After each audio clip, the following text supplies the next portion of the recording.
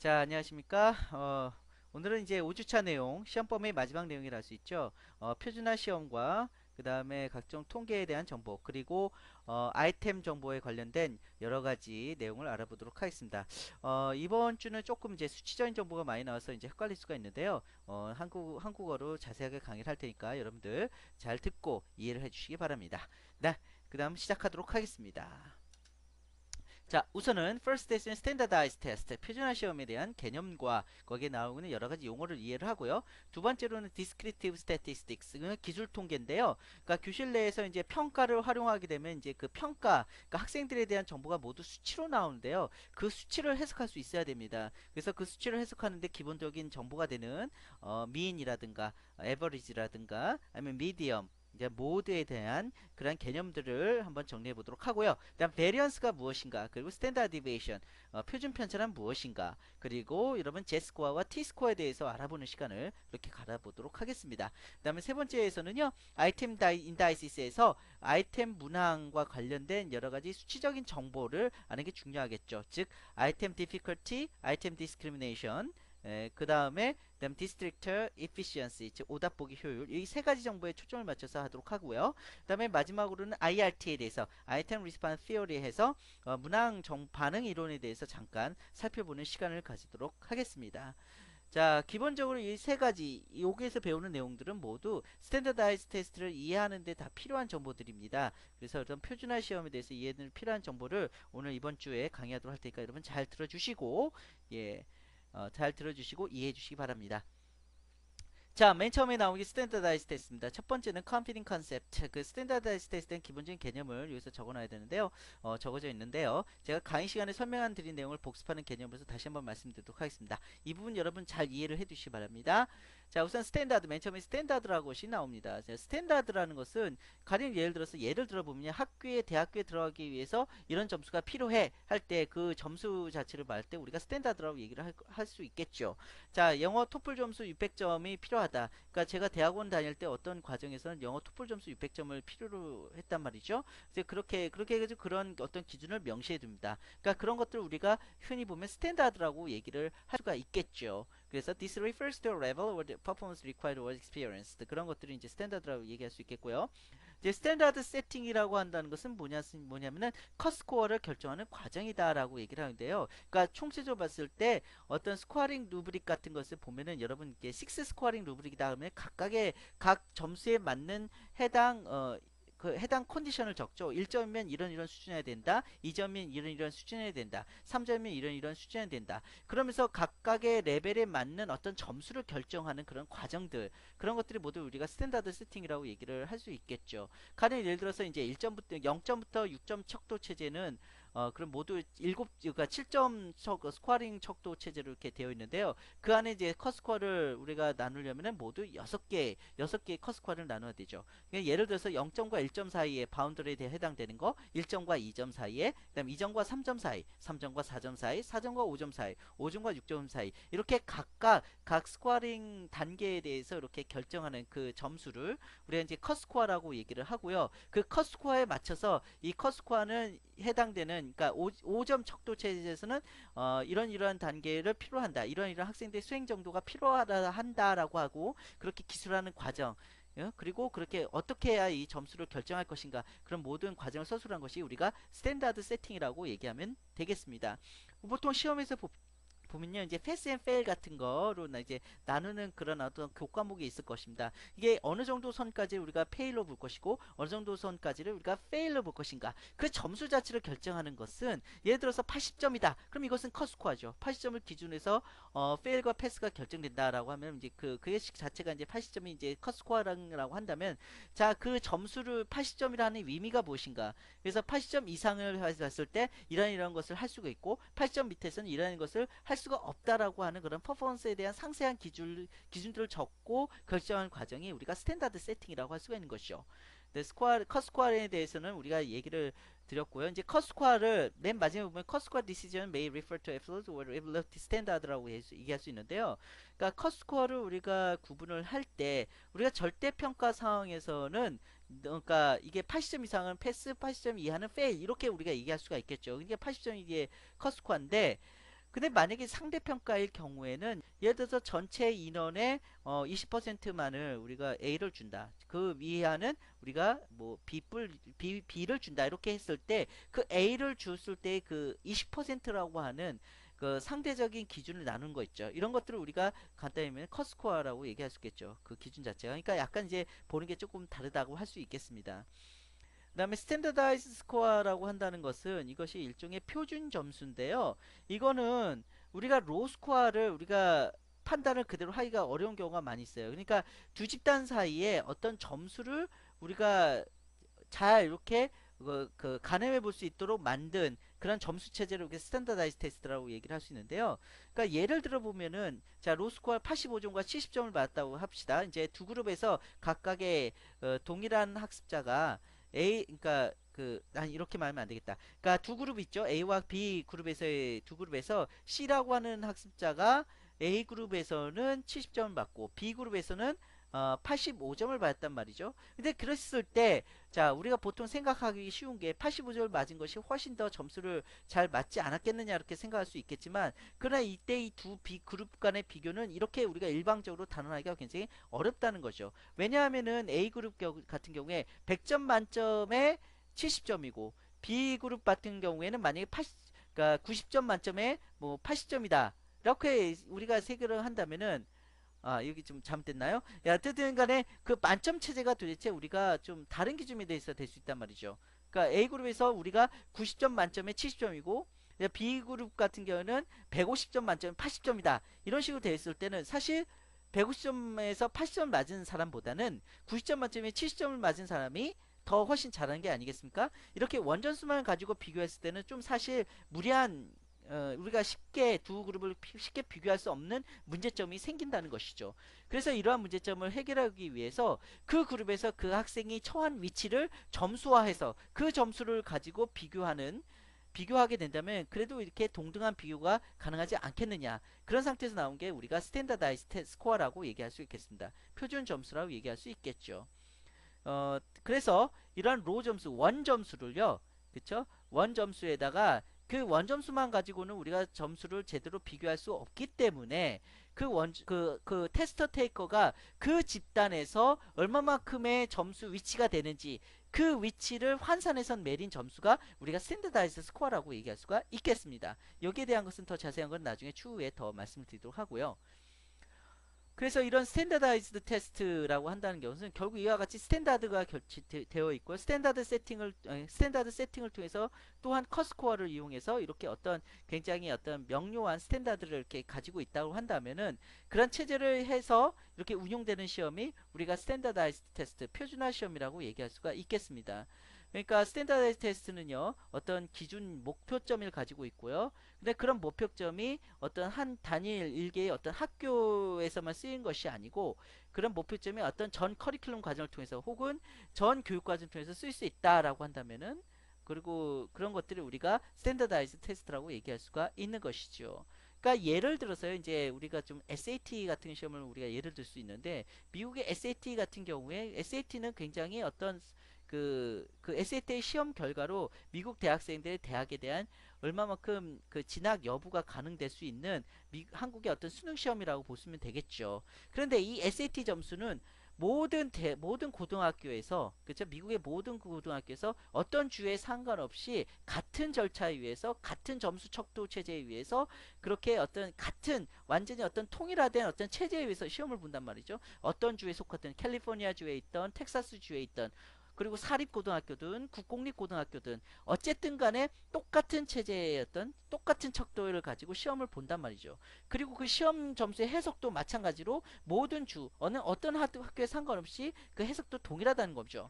그러니까 600점이면은 잘한다. 500점이면 그냥 보통 그저 그렇다. 400점이면은 못한다. 어떤 이러한 어떤 기준들, 척도 기준들이 어느 주에 있었든 어느 학교에 있었든 동일하게 적용을 받는다는 얘기입니다. 그러니까 이러한 세팅으로 관련된 것이 우리가 이런 세팅으로 가지고 있는 것이 스탠다드이즈 테스트라고 볼 수가 있는 거죠. 토플도 마찬가지입니다. 그래서 토플에 600점 하면은 600점이면 굉장히 영어를 잘한다 라고 하는 이런 해석 자체가 어떻게 했습니까? 모든 어떤 학교 기관이라든지 미국의 어떤 대학 기관이든지 그렇게 통용이 된다는 겁니다. 어떤 그런 기준점들이 각 모든 어떤 그 시험을 사용하는 사용 집단에서 균일적으로 이렇게 사용된다라고 봤을 때 우리가 이것을 스탠다이즈드 테스트라고 볼 수가 있는 것이죠. 네, 그렇습니다. 이제 그러한 기준으로서 우리가 보시면 될 것 같아요. 그래서 보통 이런 시험들은 놈 레퍼런스 테스트가 많아요. 절대적인 건 아니지만 이런 게 놈 레퍼런스 테스트가 많다. 그러니까 예를 들어서 토플 시험 같은 경우도 보면은 그 점수 체제가 뭐예요? 그 학생의 다른 그 집단과의 점수 비교를 통해서 나온단 말이에요.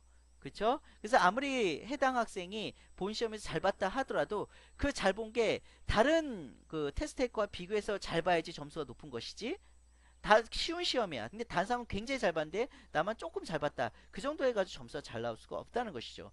이와 같이 어떤 상대적 비교에서 점수가 나오는 경우가 많이 있다라고 생각하시면 되겠습니다.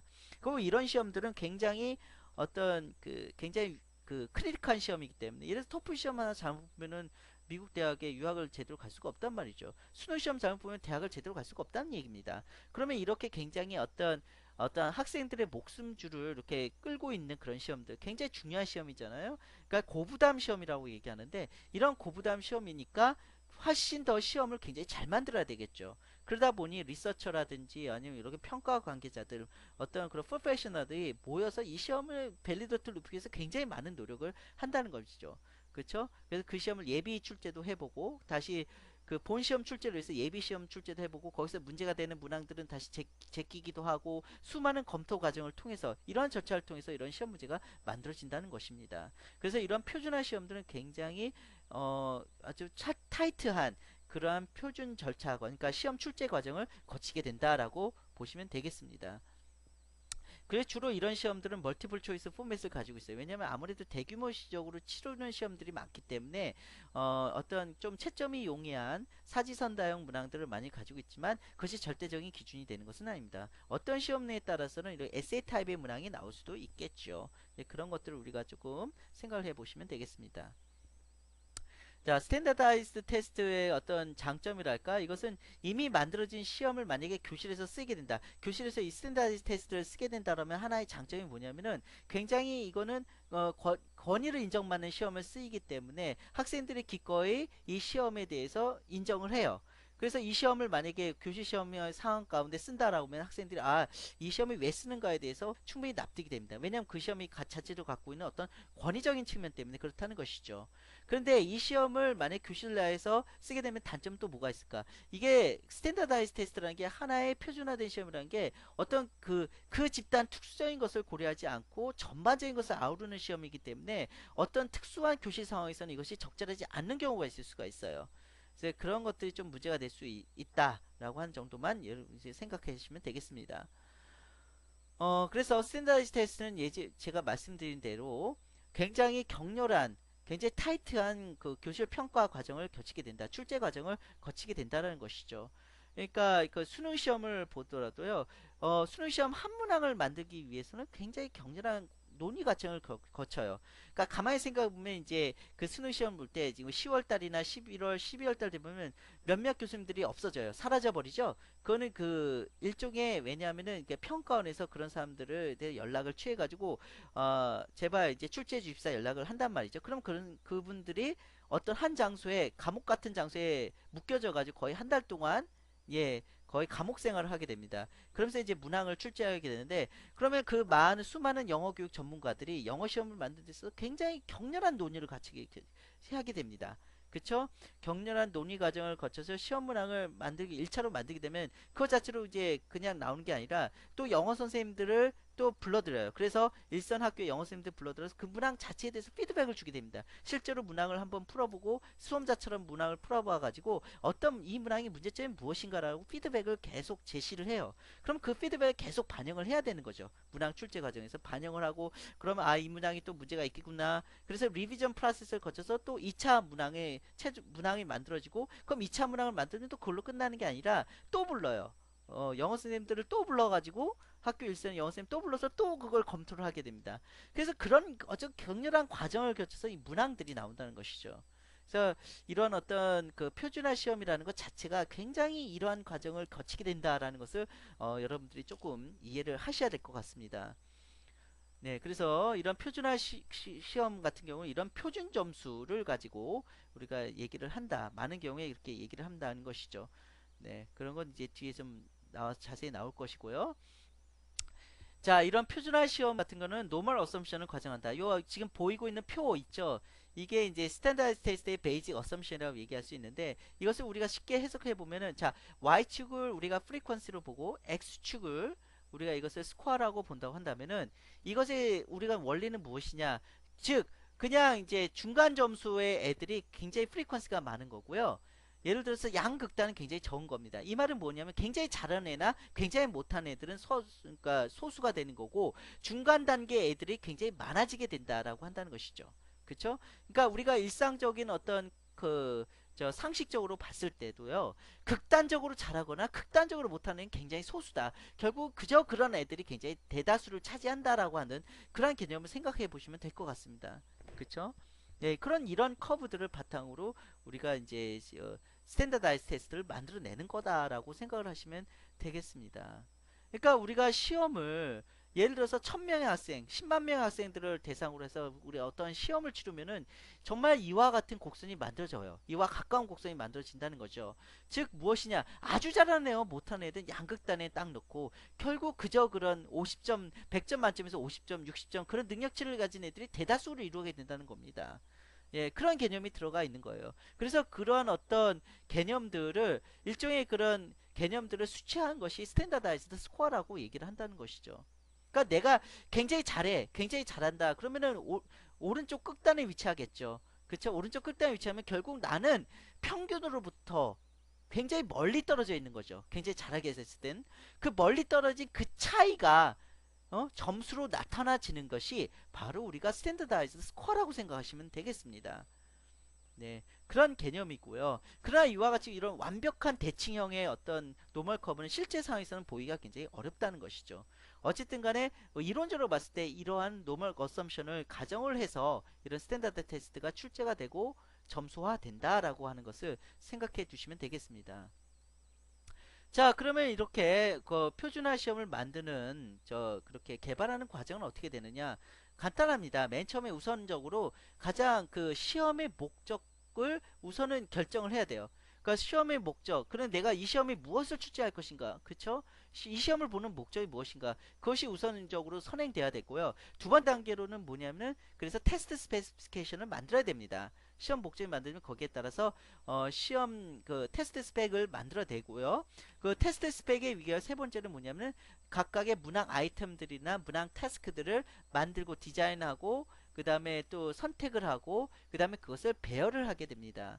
그때 우리가 참고하는 정보는 뭐냐면 그 문항의 난이도라든가 그 문항의 변별도라든가 그쵸? 그 다음에 그 문항의 게싱 팩터가 어떻게 되는가 어떤 그러한 요소들을 우리가 다 고려를 해서 문항들을 선택을 하고 문항들을 배열을 하게 된다는 것이죠. 네, 그렇다는 것을 생각을 해 보시면 되겠습니다. 그리고 이런 같은 경우는 리셉티브 스킬을 측정할 때 주로 되는 것이고요. 프로덕티브 스킬을 재는 것들은 태스크를 만들겠죠. 그렇죠? 아이템을 만들기 위한 태스크를 만드는데 과연 이 태스크도 우리가 이제 태스크가 두 개나 세 개 이상 됐을 때는 수험자들한테 굉장히 어려워하는 태스크가 있고 좀 더 쉬워하는 태스크가 있다는 것이죠. 그런 것들을 고려해서 시험 분당 태스크들을 우리가 이제 배분을 하기도 하고 선택을 하기도 한다는 겁니다. 이제 그러한 정도를 좀 알아두시면 될 것 같아요. 그 다음에 좀 네 번째로 보면은요. 그 다음 make a profit evaluation of different kinds of item이라고 얘기를 되어 있죠. 아까 마찬가지로 이제 그 이제 문항들이 선택되고 배분되고 그랬으면 다시 한번 그 문항들에 대한 정보를 다시 검증하는 시간을 가집니다. 그래서 이런 전반적으로 봤을 때 이 문항의 난이도는 이 문항 전반적으로 봤을 때 괜찮은가? 아니면 문항 그러니까 좀 변별도는 전반적으로 괜찮은가?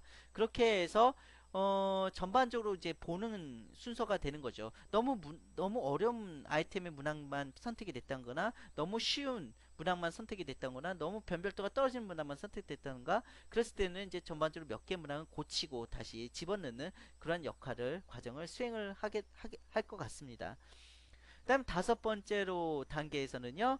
그 다음에 스코어링 프로시저와 리포팅 포맷을 적시한다. 자, 그러면 이제 스코어는 어떤 식으로 이제 될 것인가, 그쵸? 리스닝 점수 체제는 어떻게 될 것이고, 그쵸? 라이딩 그 스코어는 이제 몇 점 척도로 될 것이고, 어떤 그런 스코어링에 대한 어떤 기준점 같은 게 요즘 여기서 이제 확정이 되겠죠, 그쵸? 그 다음에 뭐 IBT 때 리딩 스코어 시스템은 어떻게 될 것이고, 스코어링은 어떻게 리포트가 될 것이고, 막 그런 것들이 여기서 결정이 된다는 겁니다. 자, 이런 것들이 통해서 이제 시험 문제가 만들어졌어요. 그럼 시험 문항이 만들어진 이후에는 무엇을 하느냐? 시험 문항이 다 만들어서 수험자들이 다 시험을 치렀단 말이죠. 그럼 그걸로 끝나는 게 아닙니다. 나중에 더 좋은 시험을 만들기 위해서 그 현행 시험 체제에 대한 계속 연구를 지속을 하고 시험 본 결과를 토대로 해가지고 그 데이터를 바탕으로 해서 더 좋은 시험을 어떻게 만들면 좋겠다라고 하는 리서치를 계속적으로 한다는 얘기입니다. 그것의 목적은 뭐냐면은 결국은 그 시험의 타당성을 보완하기 위한 추후 연구들이 계속 지속적으로 된다는 것이죠. 이와 같이 시험에 대한 타당성을 보완하기 위한 이런 노력들을 우리가 constructive validation, 그러니까 validation이라고 얘기를 한다는 것이죠. 그래서 validation is the process of establishing the validity of test. 이 개념을 알아두시는 게 좋을 것 같아요. 타당성 보완도, 보완을 위한 연구, 이렇게 어떻게 해석을 해야 될까? 그 정도로 해석해야 될까요? 타당성 보완이라고 하는 우리가 해석해야 될까요? 그러니까 밸리데이션은 그런 개념입니다. 그러니까 시험이 끝나고 나서도 그 시험에 대한 타당도를 보완하기 위해서 기울이는 여러 가지 과정, 절차, 노력들을 우리가 밸리데이션이라고 한다라고 하는 거 꼭 이해해 주시길 바라겠습니다. 그래서 이런 어떤 그 스탠다이즈 테스트는 이러한 밸리데이션 연구가 굉장히 많이 되어 있습니다. 그런 절차가 굉장히 많이 적시가 되어 있어요. 자, 그래서 우리가 이제 이런 어떤 스탠다이즈 테스트에 대해서 그냥 간략적으로 알아봤습니다. 자, 그 다음에 나온 게 Descriptive Statistics. 이제 우리가 어떤 그 통계에 대한 거를 우리가 조금 알아봐야 될 것 같아요. 자, 우리는 통계에 대한 것 좀 알아볼까요? 자, 그러면은 우리가 보통 왜 통계가 필요할까? 이거는 여러분들 너무나도 명약관화할 것입니다. 학생들이 어떤 시험을 봐요. 그럼 시험을 보면은 그 학생들의 수행 성적이 뭘로 나타납니까? 그게 수치로 나타나는 거죠. 그렇다면 교사는 그 수를 이해할 수 있어야 됩니다. 그래 이제 해석을 하고 이 학생이 어떤 문제점이 있는지 아니면 이 집단이 어떤 문제가 있는지를 알 수가 있으니까 결국은 수에 대한 정보를 이해하는 게 굉장히 필요하다는 것이죠. 그게 이제 통계에 대한 정보의 필요성이라고 할 수 있겠습니다. 자, 그래서 지금 이제 테이블 1과 2가 나와 있죠. 그래프에 보면은 테이블 1과 2가 나와 있는데 지금 여기서 보시면 알겠지만 이러한 테이블들을 그러니까 요게 테이블 1과 2를 우리가 뭐라고 했냐면 frequency distribution이라고 얘기를 한다. 빈도 분석이라고 얘기할 수가 있겠는데요.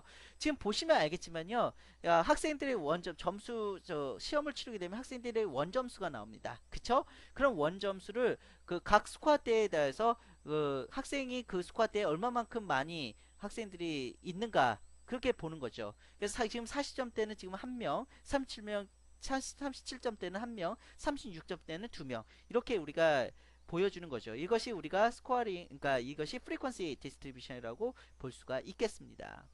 그쵸? 그래서 근데 이제 보니까 이것을 자 x축을 그러니까 프리퀀시 그 스코어로 보고 y축을 프리퀀시로 딱 보가지고 우리가 그래프를 그려보면은요 우리가 어느 그래프표에 가깝냐 하면은 결국 노멀 디스트리뷰션에 가깝다는 거죠. 아까 좀 전에 봤죠? 예, 한번 볼까요? 이 표하고 가까워지게 되는 겁니다. 그쵸?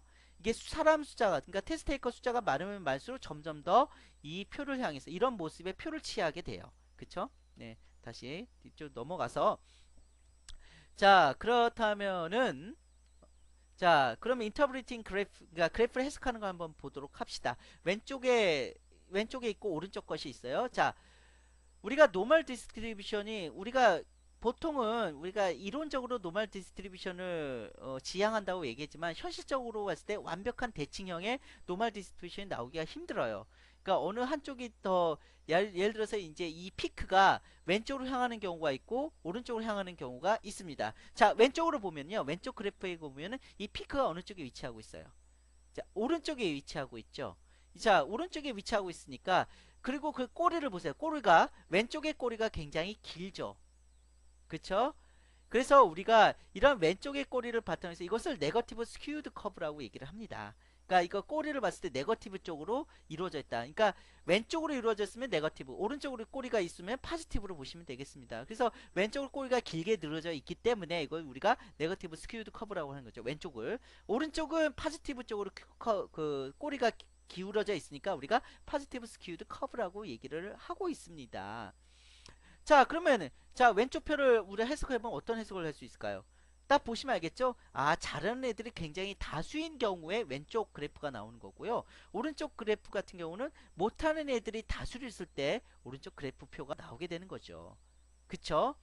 그럼 네거티브 스큐드 커브와 포지티브 스큐드 커브를 이해를 하시겠죠? 네, 그런 그 예를 한번 생각해 보시기 바랍니다. 넘어가도록 할게요. 자, 또 이와 같은 인터브리팅 그래프를 한번 해봅시다. 두 가지가 있어요. 빨간색 그래프가 빨간색 선이 있고 그다음에 검은색 선이 있어요. 자, 두 가지를 어떻게 해석해 볼까? 우선은 베리언스라고 하는 개념을 가지고 한번 해석해 볼까요? 자, 베리언스는 빨간색과 파란색 중에 어느 것이 더 높을까요? 베리언스를 보면은 이 말을 우리가 헷갈리지 말아야 되는데, 자, 스코어를 보세요. 스코어가 지금 굉장히 그 검은 선의 경우에 이게 굉장히 중앙에 굉장히 밀집해서 있다는 얘기죠. 그러니까 그 중간 점수를 받은 애가 굉장히 밀집해서 굉장히 많다는 얘기입니다. 그럼 우리가 베리언스가 어떨 것 같아요? 잘하는 애와 못하는 애 굉장히 소수죠. 그럼 이것은 뭐냐? 베리언스가 굉장히 작을 가능성을 내포되고 있는 겁니다. 빨간색 그래프는 거기에 비해서 어때요? 이거는 가만 보니까 양극단 잘하는 애, 굉장히 잘하는 애 수도 많고 굉장히 못하는 애들 수도 많고 중간 단계의 수도 많고, 그러면 이거는 베리언스가 굉장히 커질 수 있다라는 것을 암시하고 있는 겁니다. 빨간색은 그렇다는 것이죠. 그쵸? 자, 그렇다면 우리가 생각해 봤을 때, 자, 그럼 우리가 시험을 봐서 어떤 시험을 봐가지고 이렇게 그래프 됐다. 그러면 두 시험 중에 어떤 시험이 가장 잘 변별력이 있는 걸까? 변별력이 있는 걸까요? 자, 우리가 이거를 변별력이 있다라고 하는 것, 이렇게 보면 우리가 좀 뭐라고 얘기하기 어려운데, 제가 좀 더 조건을 두어서 질문을 해 보도록 하겠습니다. 자, 그러니까 굉장히 잘하는, 이 시험의 목적이 뭐냐면 굉장히 잘하는 사람을 뽑고 싶어 해. 그쵸? 굉장히 잘하는 사람을 뽑고 싶어 해. 그랬을 때 이 시험의 목적은 뭐냐면 굉장히 잘하는 사람을 변별을 해야 돼요. 그랬을 때 검은색 그래프와 파란색 그래프의 결과가 나왔을 때는 이 평가 관계자는 어느 쪽 그 그래프를 더 선호를 하게 되는 걸까요? 바로 검은색 그래프가 나오는 현상을 더 선호하는 거죠. 그 말은 뭐냐면요, 잘하는 집단이 굉장히 소수예요. 그쵸? 검은색 그래프는. 그럼 결과는 뭐냐면은 이 집단에서는 굉장히 잘하는 사람만 뽑고 싶어 한다라고 했을 때는 검은색 그래프의 결과가 나오는 그 시험을 더 선호하게 되는 거죠. 그래야, 왜냐하면 잘하는 학생이 굉장히 소수로서 딱 변별이 돼버리니까 뽑기가 더 쉽잖아요. 그쵸? 어떤 그러한 개념들을 우리가 좀 더 생각을 해보면 될 것 같습니다. 자, measurement of central tendency라고 하는 말이 나오는데요. 자, 그러면은 이 그래프를 통해서 우리가 그 가장 이제 볼 수 있는 게 세 가지 굉장히 중심 경향값이 있어요. 그것이 뭐냐면은요, 그 average 평균이 있고요. 그 다음에 그 또 뭐가 있냐면 모드가 있습니다. 이것을 우리가 최빈치라고 얘기를 하고요. 미디엄이 중간치라고 얘기를 할 수 있겠습니다. 한국말로 이것이 맞는지 모르겠는데, 그다음 B는 평균이죠. 이 세 가지가 보통 중심 경향값이라고 해서 우리가 보통 어떤 집단의 점수 특성을 볼 때 우리가 가장 많이 인용하는 수치중들 중에 하나라고 볼 수가 있겠습니다. 그럼 중심 경향값이라는 것은 뭐냐? 결국 중심 경향값이라는 것은 어떤 집단의 평균적인 점수 혹은 중간적인 위치 혹은 제일 많이 사람들이 위치하는 값, 그 값들은 결국은 뭐냐면은 그 값에서 가장 중심이 되는 값을 따지고자 하는 경향을 보인다는 겁니다. 그쵸? 그러니까 점수를 제일 많이 맞는 사람이 많다. 그 지점을 위치 파악하는 것이 결국은 그 중간 정도를 파악하고자 하는 거거든요. 가장 그 많은 사람들이 몰리는 부분이 어디던가. 혹은 그 가장 그 딱 그 물리적인 중간 정도가 어디인가. 결국 그런 것들이 모두 뭐냐면은 어떤 특정 그룹에 있어서의 어떤 좀 밸런싱 포인트를 찾고자 한다. 중간적인 경향값을 찾고자 한다 해서 이게 중간 경향치라고 얘기할 수가 있겠습니다. 네, 그렇다는 것이죠. 뭐 그냥 그렇다고 생각을 해 보시면 되겠습니다. 그래서 이게 세 가지 값이 있는데 모드와 미디엄과 민이 있습니다. 그래서 모드는 우리가 최빈치, 여러분 잘 아시겠죠? 최빈치. 결국 최빈치라는 것은 뭐냐? 가장 많은 점수대가 있는, 그쵸? 그 점수대, 그러니까 가장 많은 사람들이 위치하고 있는 기록하고 있는 점수대, 그것을 우리가 최빈치라고 얘기를 할 수가 있고요. 미디엄이라고 한다는 것은 정확하게 딱 물리적으로 딱 중간 지점이 되는 점수대, 그것을 우리가 미디엄이라고 얘기합니다. 딱 중간치예요. 중간치.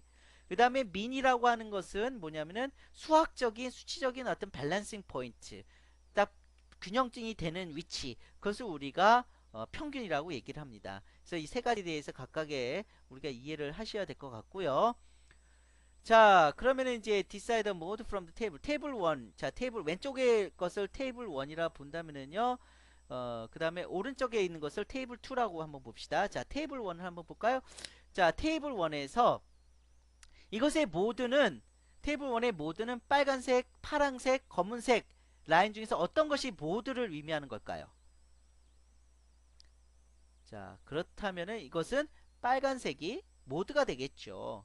빨간색이 모드가 된다는 얘기입니다. 아시겠죠? 네. 왜냐면은 그 가장 그 곡선에서 피크를 이루는 지점이 우리가 모드라고 우리가 얘기할 수가 있겠습니다. 자, 두 번째로 미디엄은 어떤 걸까요? 미디엄은 물리적으로 중앙 위치에 있다라는 것을 생각을 해보세요. 미디엄은 중앙 위치에 있다라고 생각한다면은, 자, 우리가 중간치, 딱 물리적인 중간치, 그럼 뭐예요? 파란색이 우리가 미디엄이라고 불릴 수가 있겠다는 겁니다. 자, 그러면은, 자, 이제 마지막으로, 그러면 평균이 남았죠? 그럼 평균은 뭐예요? 이래서 평균은, 자, 검은색이 평균이라고 볼 수가 있겠죠. 이 평균은 뭐냐면, 여러분 보시면 알겠지만, 극단적인 극단적인 값에 굉장히 영향을 많이 받아요. 중간치에 비해서. 그렇죠? 예를 들어서 우리 수업 시간에 보통 담임선생님이 그런 얘기를 하신 적이 있을 거예요. 비교육적이긴 하지만, 에이, 그 너 때문에 네가 점수를 못 해가지고, 네가 수학을 못해서 전체 수학 점수 평균을 깎아버려. 깎아 먹어버렸네. 그런 얘기를 들은 경우가 좀 있다는 겁니다. 그거는 뭐냐면 결국은 한 학생, 몇몇 학생이 굉장히 극단적인 점수로 인해서 그 전체 집단의 평균이 굉장히 영향을 많이 받는다는 얘기거든요. 그쵸? 그래서 이 평균값은 어떤 극단치에 대해서 영향을 많이 받기 때문에 결국 보면 이것이 네거티브 스큐드에 제일 가깝은, 그러니까 스큐드 커브에 가까운 값이 되는 것이, 이것이 우리가 평균이 되어버리는 겁니다. 예, 그렇죠. 그러니까 보시면 알겠지만 이게 극단치로 보면은 테이블 1 같은 경우에 잘하는 학생들이 굉장히 극단적으로 잘하는 학생이 조금 많이 있죠. 그 학생들에서 굉장히 많이 점수를 영향을 많이 받기 때문에 이거 같은 경우에는 이제 평균이 이제 이렇게 검은색으로 오른쪽에 위치하게 되는 거죠. 맨 오른쪽에. 자, 그럼 여러분 테이블 2를 한번 해볼까요? 오른쪽에 있는 어떤 그래프를 한번 보도록 합시다. 자, 테이블 2에서 모드는, 네, 빨간색이죠. 그다음 미디엄은 어떤 색? 네, 당연히 파란색이고요. 그다음 미는, 평균은, 자, 검은색입니다. 검은색이 위치하는 부분이죠. 결국 우리가 여기서 알 수 있다시피 평균이라는 것은 굉장히 어떤 좌우의 극단치 값에 굉장히 영향을 많이 받는다라고 생각하시면 되겠습니다. 자, 그러면은 여기서 이제 민, 모드 이렇게 평균이 있는데, 자, 그리고 한번 중간값을 한번 계산을 해볼까요? 중간값을 앞에 테이블로 다시 한번 보도록 하겠습니다. 자, 여기서 테이블 1에서, 자, 중간값이 뭘까요? 중간값을 계산하는 방법. 자, 지금 보면 모두 토탈 학생이 15명이죠. 지금 보시면 이게 스코어 디스트리뷰션이 어떻게 해서요? 잘하는 순으로부터 못하는 순으로 이렇게 딱딱딱딱 나눠졌단 말이에요. 그쵸? 17점대 1 1명, 40점대 1명. 자, 그러면 어떻게 하느냐? 자, 그러면은, 자, 딱 중간, 15명이 딱 중간이 되는 것이 어떻게 돼요? 7.5죠. 즉, 7명과 8명 사이에 있는 점수. 그 점수를 우리가 봐야 된다는 겁니다. 그럼 볼까요? 자, 밑에서부터 한번 보도록 하겠습니다. 17, 14, 29점까지 모두 3명이죠. 31점까지 모두 5명이 위치하고 있죠. 그쵸? 그 다음에 32점이 3명이 위치하고 있어요. 자, 그러면은, 자, 봅시다. 그럼 8명, 그럼 7.5명이 있는 데는 몇 점대예요? 32점이란 얘기입니다. 그럼 이 32점이 바로 중간치가 되는 거예요. 아시겠죠? 네, 쉽죠? 자, 그렇다면 여기서 좀 더 트리키하게 한번 가보도록 하겠습니다. 맨 마지막 17점대가 없다고 생각해 봅시다. 즉 토탈 14명의 학생들이 시험을 치렀고 17점대 한 명은 없다고 생각을 해보세요. 자, 그러면은 17점에 7명, 그쵸? 딱 7명과 그 7명이 이제 여러분 중간치가 되는 건데 한번 볼까요? 자, 한 명, 두 명, 7이 14가 되니까 7.5가 되나요? 7이 14가 되죠. 14명, 그러니까 14명이라 생각합니다. 중간치가 되면 이것을 7, 그러니까 7명째 학생이네요. 그러면 1, 자, 24명부터 시작하면은 24 1명, 29 1명, 31번 2명, 여기까지 하나, 둘, 셋, 4명이죠. 32점대가 딱 3명으로 여기까지가 딱 7명 점수예요. 밑에 7명 점수, 그 다음 위에 7명 점수, 33점대가 3대부터가 이제 위에 7명 점수고요. 32점 밑에 7명 점수예요. 그러면은 딱 이것의 중간이 되는 점수가 뭐냐면은 31점이 되겠죠. 32와 31의 32와 33의 중간이 32.5죠. 죄송합니다. 31이 아닙니다. 32.5. 이것이 바로 중간치가 되는 거예요. 중간치. 아시겠죠? 이렇게 하는 겁니다. 네. 그러니까 이게 굉장히 물리적인 포인트를 우리가 중간치라고 볼 수가 있는 거예요. 이제 중간치 헷갈리지 않으시겠죠? 네. 그렇게 보시면 될 것 같습니다. 네. 이렇게 계산을 해보시면 될 것 같아요. 아시겠죠? 자, 여러분 헛갈리지 마시기 바랍니다.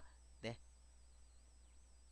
자, 그런데 이제 이와 같은 게 중심 경향값이고요.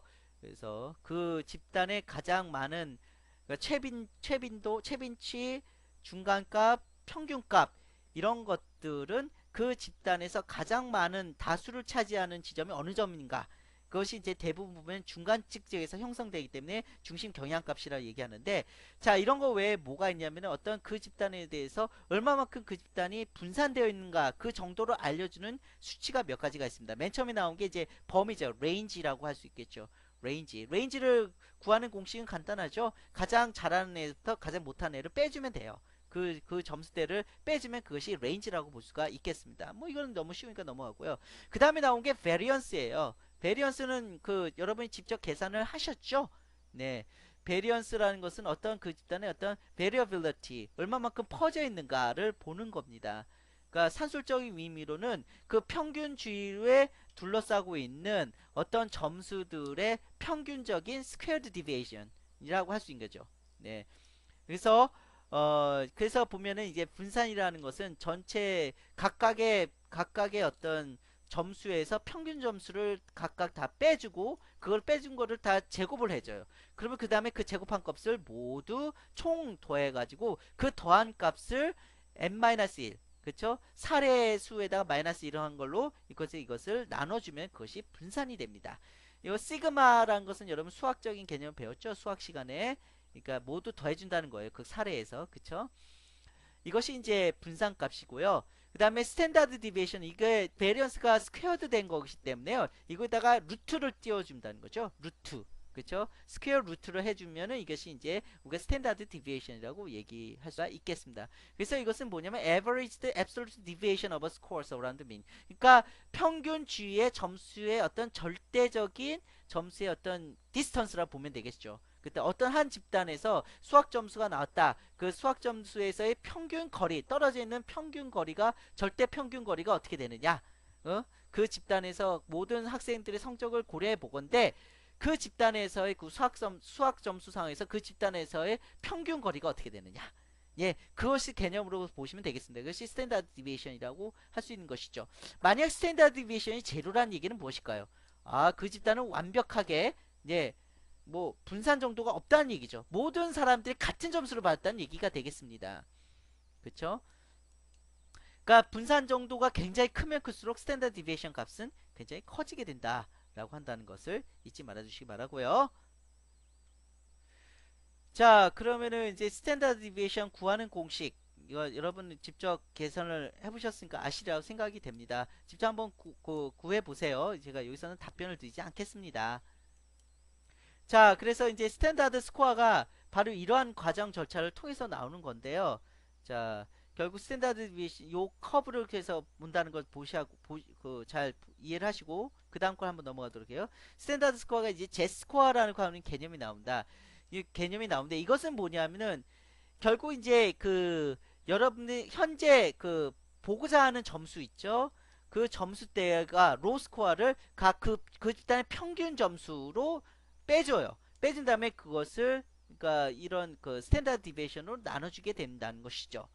그러니까 스탠다드 디비에이션이 만약에 그 집단에 비해서 내가 쉽게 말하면은 이 제 스코어는 무엇이냐면요. 지금 현재 내가 속한 점수가 내 점수가 과연 그 집단의 그 평균치, 평균 거리보다 얼마만큼 더 차별성 있게 떨어져 있는가를 보여주는 겁니다.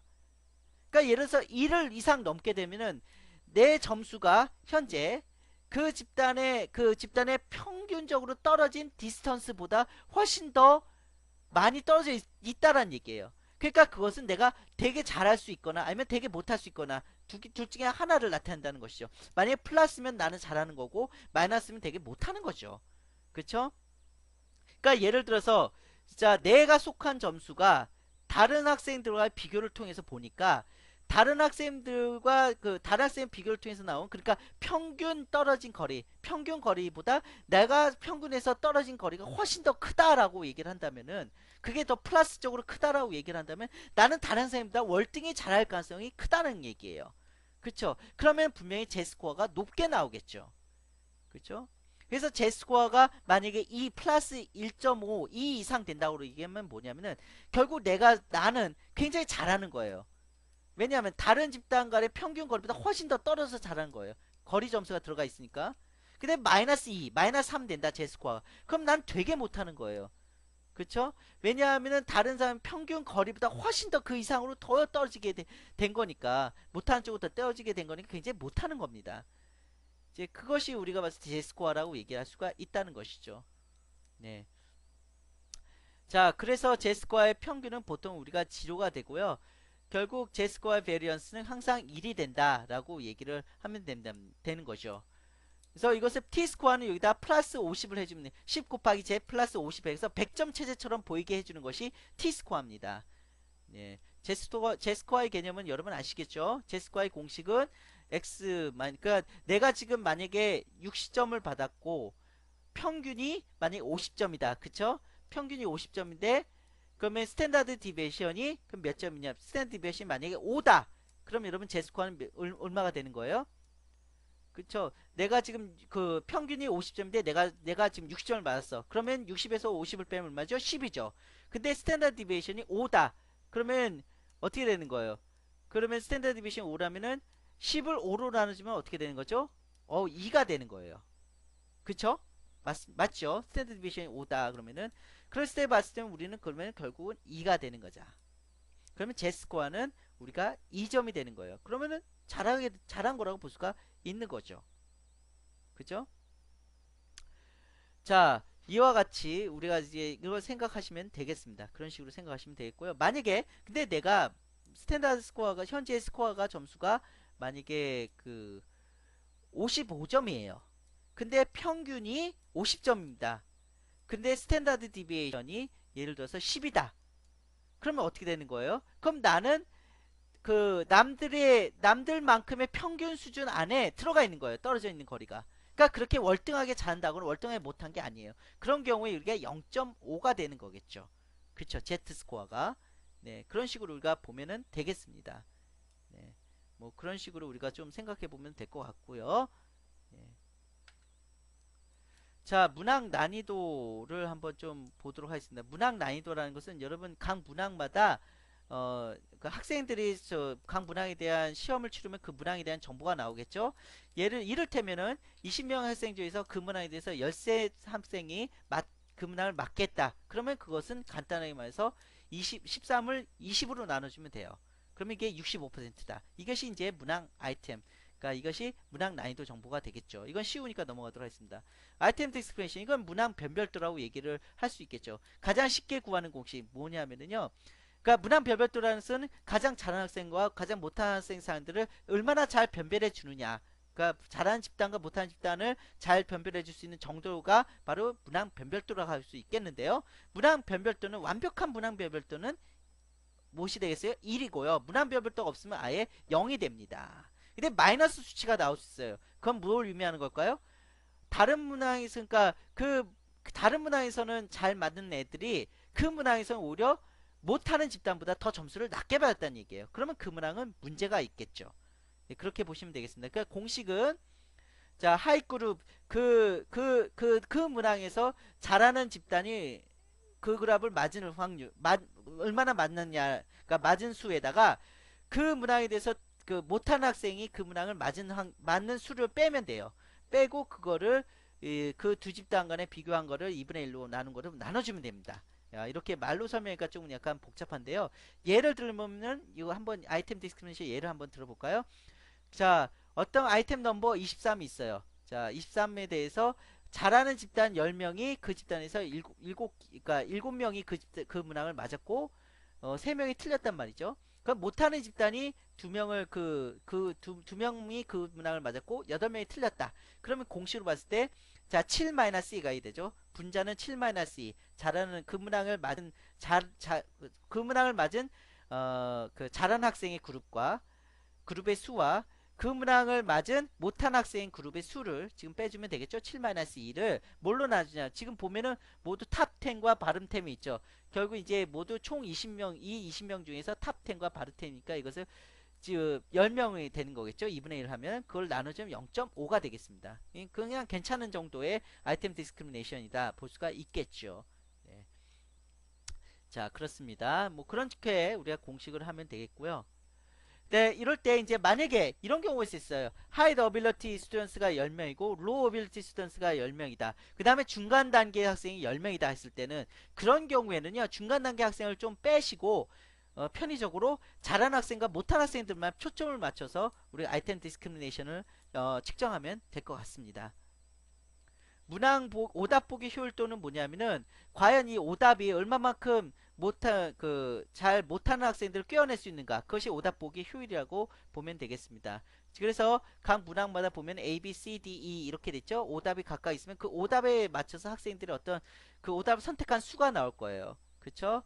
그래서 봤을 때 C를 만약에 정답이라고 본다면은 역시 C를 잘하는 학생들이 굉장히 많이 선택을 했고 못하는 학생이 선택을 덜 했다. 이런 경우에 자, 그리고 보면 각각 오답을 한번 보세요. 그러면 D 같은 경우에 아무도 선택을 하지 않았죠? 그러면 D는 굉장히 오답 보기 효율이 떨어진다. 뭐 이렇게 해석을 하시면 되겠습니다. 자, 마지막으로 IRT에 대해서 말씀을 드리도록 하겠습니다. 자, IRT에 대해서 말씀을 드리도록 하면은, 자, IRT는 여러분 쉽게 말해서, 그 각 문항마다 문항 정보들 자체도 내재하고 있다, 가지고 있다라고 보시면 되겠습니다. 그러니까 앞에 나온 난이도라든가 변별도라든가 이런 정보들은 앞전에서 밝힌 것은 그 문항을 치룬 집단에 따라서 그 정보가 나타나는 거예요. 그쵸?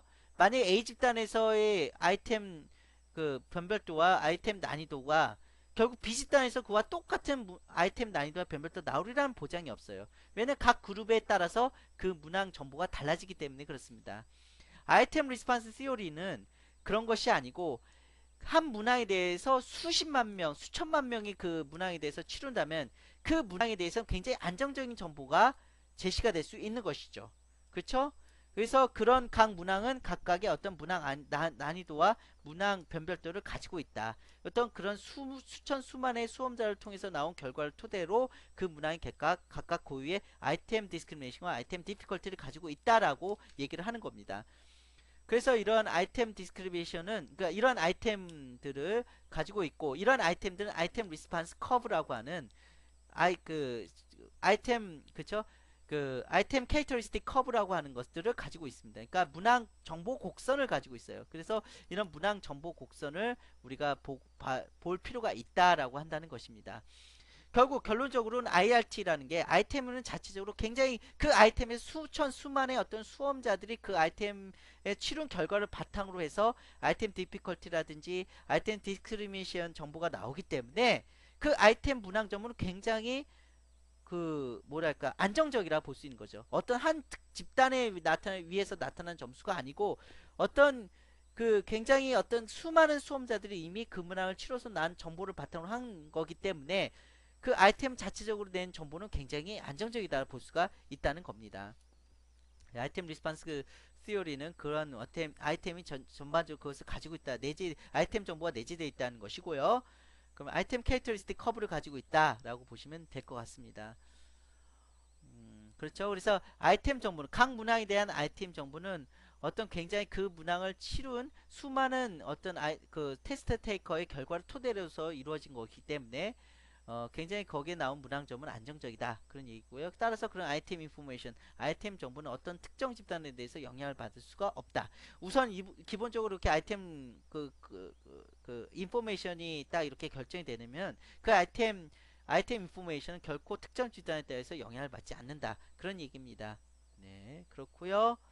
그리고 어떤 아이템은 결국은 뭐냐면 테스테이커의 어떤 능력에 따라서 이게 결부가 된다라고 보시면 되겠습니다. 그럼 아이템 캐릭터리스틱 커브에 대해서 말씀을 드리도록 하면은요. 우선 예를 보도록 할게요. 이게 아이템 디피컬티의 아이템 캐릭터리스틱 커브입니다. 문항 1번, 문항 2번, 문항 3번. 이게 각각의 문항 1번에 대한 아이템 캐릭터리스틱 커브 ICC를 보여주고 있고요. 문항 2번도 문항 2번에 대한 ICC, 문항 3번에 대한 ICC가 각자 이렇게 그래프로 표현이 되어 있습니다. 자, 그러면은 이렇게 밑에 이제 X축은 세타라고 그러고 그다음 Y축은 probability 세타입니다. 이때 X축에 되는 세타는 뭐냐면 수험자의 능력이에요. 그 문항을 풀 수 있는 수험자의 능력이라고 생각을 하시면 되고요. 결국 이제 probability 세타는 어떤 특정 능력치를 가진 학생이 그 문항에 맞을 확률이라고 보면 됩니다. 예를 들어서요. 그러니까 보통 이게 probability 세타가 0.5포인트. 이게 굉장히 중요한 거예요. 이 지점을 바탕으로 해서 봐야 된다는 거죠. 그러니까 0.5의 어떤 확률을 가지기 위해서 그 맞을 확률을 가지기 위해서 문항 1에서 필요한 요구되는 능력은 무엇이냐 결국 보면은 그렇게 생각을 하면 됩니다. 그렇게 봤을 때 문항 1번 같은 경우에는 마이너스 1과 마이너스 2 사이에 있어요. 대략적으로 마이너스 1.5 정도의 능력만 있으면 문항 1번에 대해서는 50%의 확률로 그 문항을 맞을 수가 있는 거라 그런 얘기입니다. 그다음 문항 2를 보니까요. 자, 문항 2는 딱 보니까 어때요? 그 문항 2를 그러니까 맞을 확률이 50% 되기 위해선 요구되는 능력이 어느 정도예요? 0이란 얘기죠. 그쵸? 예, 그렇게 보시면 되고요. 자, 마지막 문항 3번을 볼까요? 문항 3번. 자, 문항 3번의 50%의 확률로 그 문항 3번을 맞추기 위해서는 어느 정도의 능력이 필요한 거예요? 1.5의 능력이 필요한 겁니다. 그거 보니까 가장 어려운 게 뭐예요? 문항 3번이 되는 겁니다. 그렇죠? 문항 3번이 가장 어려운 문항이에요. 결국은 뭐냐면은 어떤 해당 문항에 대해서 50%의 확률로 해당 문항을 맞추기 위해서 필요한 요구되는 능력 수준은 어느 정도 되느냐. 그걸 가지고 여러분 아이템 디피컬티가 결정되는 거예요. 그래서 결국 문항 3번이 가장 어렵고 문항 2번이 중간, 문항 1번이 가장 쉽게 되는 것이죠. 이게 이제 아이템 디스크리미네이션이고요. 자, 그 ICC 아이템 디스크리미네이션을 보면 디피컬티고요. 아이템 디스크리미네이션 같은 경우 자, 1, 2, 3번 문항 있습니다. 자, 1, 2, 3번 각각 문항에 대한 ICC가 여기서 제시가 되어 있는데요. 아이템 캐릭터리스틱 커브가. 자, 한번 볼까요? 문항 1번, 문항 2번, 문항 3번. 자, 보면은요. 자, 슬로프를 봐주셔야 됩니다. 슬로프가 가장 급격하게 슬로프가 기울어진 것이 문항 별별도가 높은 거고 완만한 것이 문항 별별도가 낮은 거예요. 예를 들어서 문항 1번이 굉장히 급격한 슬로프를 기록하고 있어요. 즉 보면은 자, 그 probability를 한번 봅시다. 자, 0.1%의 probability. 그러니까 그 문항에 대해서 예를 들면은 90%의 확률로 그 문항을 어떻게 볼까? 참. 이렇게 생각해야 되겠습니다. 자, 한번 볼까요? 자, 문항 1번에 보면은 마이너스 1일 때는 그러니까 마이너스 1의 능력을 가질 때는 그 문항을 맞출 확률이 어떻게 되는 거예요? 0.1%예요. 그쵸? 문항 1번에 대해서는. 근데 이것이 1의 능력치를 가지면 그 문항을 맞을 확률이 어떻게 되는 거예요? 거의 90%로 맞춘다는 거죠. 그쵸? 급격하죠. 그죠? 그런데 자, 3번 문항을 한번 볼까요? 3번 문항은 좀 완만하죠? 자, 3번 문항. 자, 그 문항에 대해서 마이너스 1의 능력을 가진 학생이 그 문항을 맞출 확률은 어떻게 되는 거예요? 30%에 가깝는 거죠. 0.3이니까 30%인데 그런데 그 1의 능력치를 가질 때 그 문항을 3번 문항을 맞추는 확률은 어떻게 되는 거예요? 대략적으로 65% 정도 된다고 그럴까요? 그러니까 그렇게 확 이렇게 변화가 심하지가 않아요. 그쵸? 그러니까 1번 문항이 그래서 3번 문항에 비해서 훨씬 더 변별도가 높은 거죠. 그쵸? 맞지 않습니까? 마이너스 1의 능력을 가진 학생이 1번 문항에 대해서는 거의 10%의 확률로 그 문항을 맞출 수 있고 반면에 1의 능력을 가진 사람이 그 문항에 대해서 90%로 문항을 맞출 수 있다. 그것은 결국은 잘하는 학생과 못하는 학생 간에 굉장히 변별도가 크게 할 수 있는 그런 문항이란 얘기죠. 크게 가름지는 그런 문항이란 얘기입니다. 자, 게싱 팩터는 뭐냐면은 뒤에 나오는 아이템 게싱 팩터는 아무 능력을 가지고 있지 않아도 그 문항을 맞을 확률이라는 것이죠. 여기서 보면 문항 3번이 그렇다는 거죠. 문항 3번을 보면은 보세요. 절편을 보시면 됩니다. 문항 3번이 아무 능력이 없어도 그 문항을 맞을 확률이 거의 20%에 가깝게 된다는 거예요. 이것이 게싱 팩터라는 겁니다. 절편을 보시면 돼요. 네, 그렇다는 것이죠. 예, 이렇게 해석을 하시면 되겠습니다. 자, 결국 이래서 컴퓨터 어댑티브 테스트는 바로 이러한 IRT를 우리가 응용을 하고 있습니다. 아이템 리스폰스 테스트 티오렘을 응용하고 있는데요. 그래서 결국은 뭐냐면은 학생들이 한 문항 첫 두 개의 문항에 대해서 학생들이 굉장히 잘하면은 계속 거기에 대해서 이제 어려운 문항이 나오기 시작해요. 그래도 그 다음에 세 번째 문항도 계속 잘한다? 그럼 그 단계보다 좀 더 어려운 문항. 네 번째 문항 좀 더 잘한다? 그럼 그 단계보다 좀 더 어려운 문항. 계속 어려운 문항이 나와요. 근데 계속 틀리면 틀릴수록 계속 쉬운 문항이 나와요. 즉 이 말은 뭐냐면은 문항이 학생의 수준에 맞춰서 나오게 된다는 얘기입니다. 네, 그렇다는 거죠. 그래서 어려운 문항을 계속 많이 봤다 그러면은 그 학생의 점수는 굉장히 높을 가능성이 큰다는 거예요. 무슨 말인지 이해가 되시죠? 네. 이런 것이 바로 컴퓨터 어댑티브 테스팅의 어떤 메커니즘이라고 보면